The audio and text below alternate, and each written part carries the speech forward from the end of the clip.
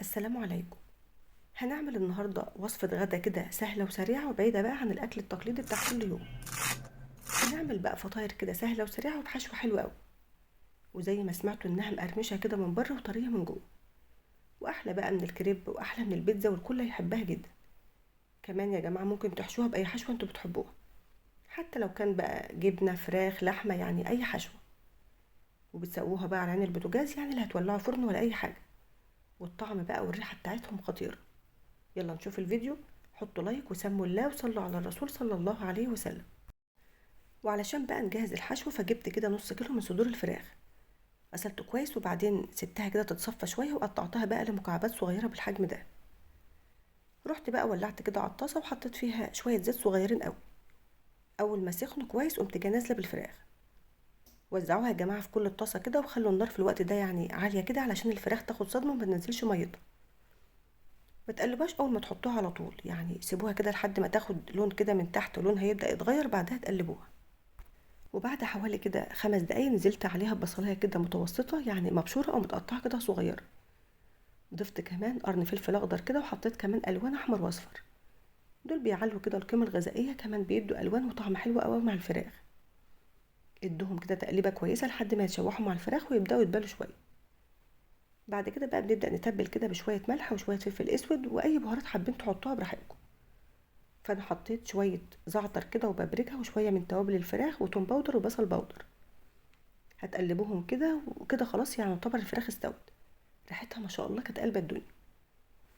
واخر حاجه بقى بنضيفها هي اختياري يعني مش اساسي معانا، بنحط شويه من الجبنه الموتزاريلا.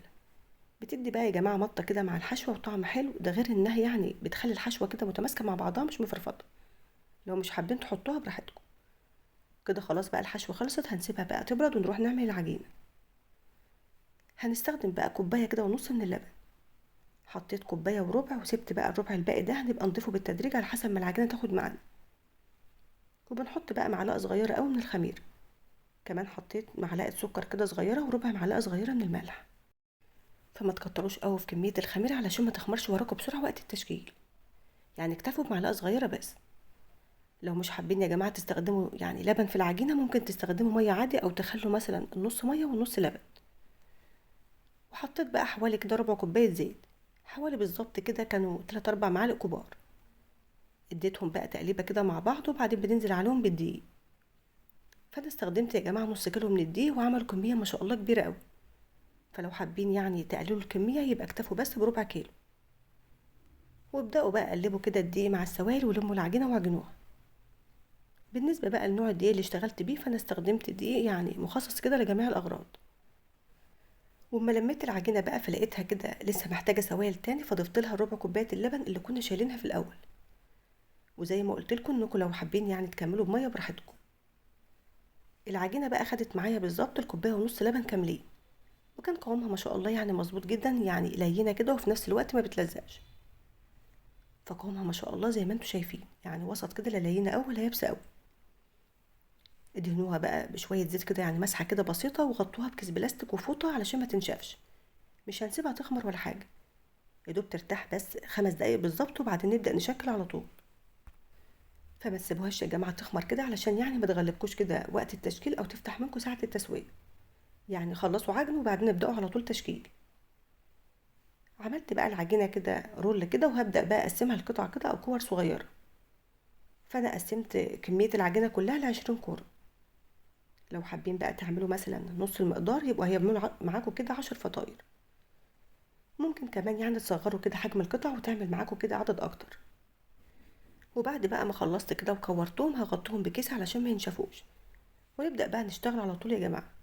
وصفة النهاردة مش عاوزينها يعني اي خمر خالص، كله كده في السريع. لان يعني كتر التخمير بيخليها تفتح كده وهي في الزيت. جبت بقى اول كرة وبدأت افردها بالحجم اللي انتوا شايفينه ده. سمكها بيكون رقيق يعني مش عاوزينها تخينة. يعني سمكة كده وسط بحيث انها ما تكونش يعني رقيقة او تقطع منكم او انها تكون برضو تخينة فتكون عجين من جوه. حطيت بقى شوية كده من الجبنة الموتزاريلا وبعدين حطيت عليها شوية من الحشو. بعدين بقى بنبل طرف كده الفرشة بالمية وبعد عديها كده على طرف العجينة. ده علشان يعني ما نيجي نقفلها على بعضها تلزق كده وتتقفل كويس. او ممكن يا جماعة بطرف ايديكم كده تبلوها حاجة بسيطة. قفلتها بقى على بعضها وتأكدوا انها مقفولة كويس قوي، ده علشان يعني ما تفتحش معاكم بعد كده.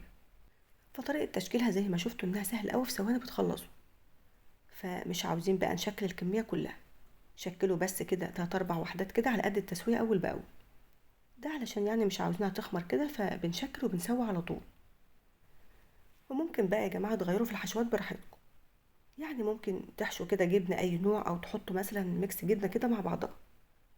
كمان ممكن تحشوا كده لحمة مفرومة او ممكن سجق. وممكن تخلوها كده اقتصادية اكتر وتحشوها مثلا بطاطس مهروسة مع شوية جبنة كده، بتكون برضو خطيرة. فانا شكلت كده كام واحدة كده، وهبدأ بقى احط لهم الكفر اللي على الوش ونسوي على طول. ومعايا بقى طبق كده في بيضة، يعني خفقتها وبعدين خففتها بشوية مية او بشوية لبن. حطيت عليهم ذرة ملح صغيرة قوي، كمان شوية من الفلفل الاسود، ده علشان يعني الزفرة اللي بتبقى في البيض.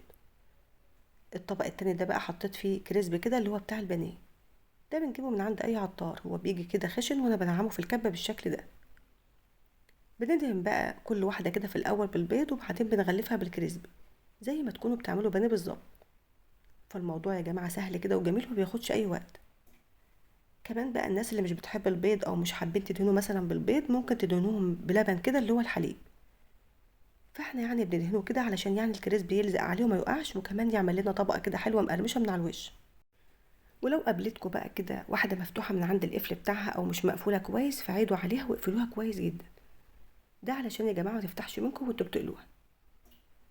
يلا بقى علشان نسوي، فهنجيب بقى طاسة كده على النار، واول ما الزيت يسخن كويس ننزلوا فيها بالفطاير بتاعتنا. وبتكون بقى النار تحتها كده متوسطة، يعني مش عالية أوي ولا هادية أوي، لان يا جماعة النار لو مهدينها كده الفطاير هتشرب منكم زيت. كمان لو النار كنتوا معلينها عليها هتاخد لون بسرعة من بره، وهتكون لسه عجين من جوه. بمجرد بقى ما تمسك نفسها كده وتتشمع، بتقلبوها على الناحية التانية، ده علشان بقى ما تفتحش منكم وقت القلي. من وقت للتاني بيقلبوها كل شوية بحيث انها تستوي كويس وتاخد لون دهبي جميل بالشكل اللي قدامكم ده. ما شاء الله شكلها كده خطير وفيها قرمشة جميلة قوي. بتكملوا بقى باقي الكمية كلها بنفس الطريقة. لو لقيتوا كمان الزيت يعني سخن زيادة عن اللزوم، هدوه شوية كده وبعدين ننزلوا بيه بالفطاير. بتتاكل بقى يا جماعة كده وهي سخنة، يعني بجد خطيرة، وريحتها وطعمها يجننوا، احلى من الاكل بتاع بره مليون مرة. بصوا بقى كمان على مطة الجبنة، يعني ما شاء الله مقرمشة جدا كده من بره وطرية من جوه، وطعم الحشوة فيها خطير. يعني دي يا جماعة من اجمل الفطاير اللي ممكن تعملوها. واسمعوا بقى صوت القرمشة بتاعتها، سمعتوا قد ايه انها مقرمشة جدا، يعني ما شاء الله حلو قوي. غدا كده سهل وسريع وفي نفس الوقت اقتصادي وتكلفته بسيطة قوي. ولو مش حابين بقى تسووا الكمية كلها، يعني ممكن بعد ما تحشوها وتغلفوها بالكريسبي دخلوها الفريزر، وتبقوا بقى تطلعوا كده وقت ما تكونوا حابين، هتحمروها وتاكلوها وهي سخنة بألف هنا. كده الفيديو بتاعنا خلص، يا رب يكون عجبكم. ما تنسوش بقى تعملوا لايك للفيديو، واشوفكم على خير، والسلام عليكم ورحمة الله وبركاته.